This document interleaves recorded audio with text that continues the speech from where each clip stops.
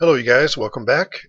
Today we're going to look at pages 3 through 5 of the score, just kind of a variety of things that I want to touch on. Generally we're going to be covering measures 21 through 36. So I wrote down a whole bunch of stuff and we'll just go through them one by one. So grab your score and let's take a look at page 3. Page 3, this is in not necessarily any particular order, but I'm just going to go through the points that I made here. And they're written on the page so you can kind of follow along or stop the video or whatever you want to do as you go along here. So I noticed that after that, we get to the bridge here at letter C, that is measure 21. He has the melody in the trombone, as you can see, and he's got backgrounds, a solo line for the saxes. And I think I mentioned this before, but the change is right here.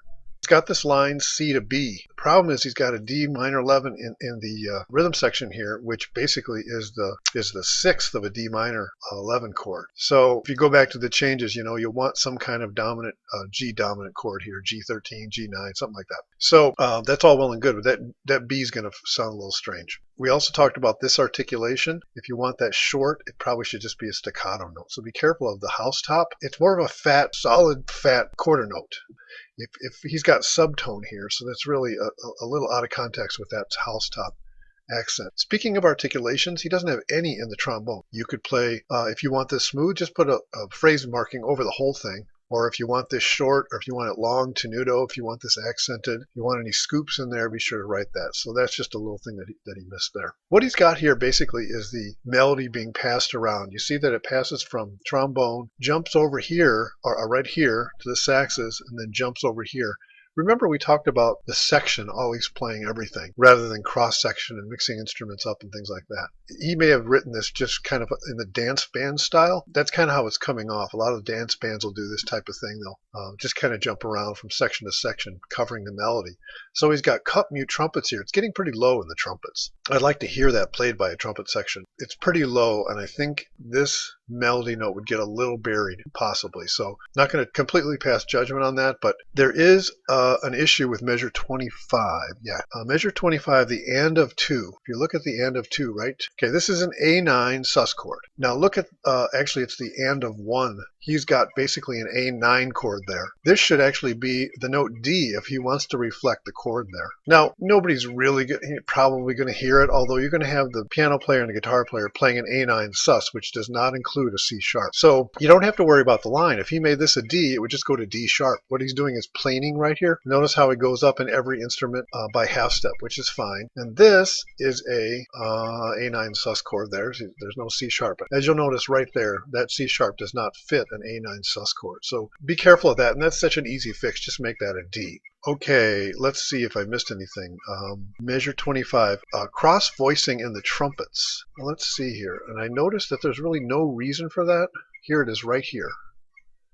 Notice how the third player goes above the second player. And I'm not sure why that is, because if you switch the two, he wanted to avoid a repeated note there. Remember we talked about repeated notes. They're not, in this tempo, a repeated note is not a big deal. Fairly fast saxophone solos, you want to avoid repeated notes, but nobody's going to care really if that guy plays an F sharp to G and this guy plays a D to E. So just be aware of that. But I think that's what he was trying to avoid. There was a repeated note. Okay, let's go on to measure 27, which is the next page. Measure 27. Okay. Actually, this is not the correct melody. He's just got da da da da da da da da. And if you look at the tune, that's really not the melody. So I'm not sure exactly why he did that, but it's altered. And let's take a look at the and of 2 here, because I noticed that it's going to clash. Let's see, where did I find that? Actually the and of 1, there's a G against an F sharp there. So you do have a little bit of a clash. Moves right back to F sharp. So I guess I'm wondering why he changed the melody there. So just be careful when you're stating the head. You know, you can always alter the melody a little bit later in the tune if you'd like. You know, you're making up different lines for the ensemble. But I think in the first statement of it, he shouldn't have probably altered it that much, if at all. So. Okay, take a look at what we're doing here. You get through the bridge, and we talked about going from section to section. And I kind of hear this as building up to a more powerful last 8.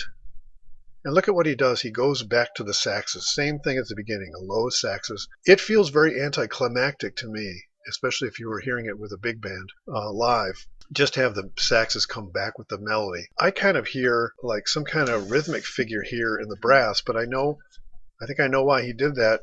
He didn't include trumpets here because they had to get open up from those cups. But perhaps he could have had more of an ensemble type of thing, maybe a rhythmic thing, like in the band, like one da da do do da do da da da do do be do boo, whatever. Okay, so the drummer could kind of set up. Sorry about that. The drummer could kind of set up that last 8. So it feels a little anticlimactic to me, but maybe that's why he did this forte piano, and then all of a sudden it drops off. But it doesn't really drop off because the saxes are in forte there. So I would definitely have some support going on here. He just has the brass basically bail, and the saxes do the same thing as the first 8. So that's just a copy and paste job. Those are the things that I saw. Let's see if there's anything more.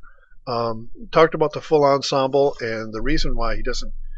Well, actually, it doesn't take long to take a mute out. So he could have had some trumpet power here and built up a little bit and maybe gone into the next 8 and then maybe let the saxes pick up there. Let's go back down to the rhythm section here. Notice that he's got drums written in every bar. I tend to use some repeats. I don't give the drummer notes or things to play in every bar. A lot of times if he's just playing time, I'll just give him repeated bar repeats. So usually one, or sometimes if it's a bossa nova pattern of 2 bars, I'll give him a 2-bar repeat. But I think that is a little easier to read and just quickly glance at rather than having to read every measure for the drummer. He can kind of see 4 bars or 8 bars at a time that way. The other thing that I noticed in the, where was it? Oh, it was right here. Let me go back. Now we'll notice this little solo in the piano here. One thing I noticed that it does clash against the G sharp in the melody. Another reason to have a G dominant chord there, because that's the root of the chord. So I think it'll help stick out rather than having the 11th be the little solo in the piano. And then he does it over here with the A, so the same thing would apply. Oh, he did use an A9 there. So, okay, I think that's about it. So let's move back to this page here. Okay, we finish up the tune like we started in at measure 5. Then we end with the saxes. Now notice we had 8 bars of just saxes again. And that's at the end of the tune. So you got to be thinking a little more climax, I think, in that first 32 bars, that AABA. Think of it as a mini chart into itself. And then we go into the piano solo, which is written basically the melody. This is kind of dance bandy as well, where you just give the melody to the piano player as opposed to having him improvise something. So that's going to be all for today. I'm going to get into more stuff as we go along, and I'm going to start showing you some of the things in my own chart that I did or that I heard in this thing, and then we'll get this wrapped up in the next couple weeks. So I'll talk to you soon.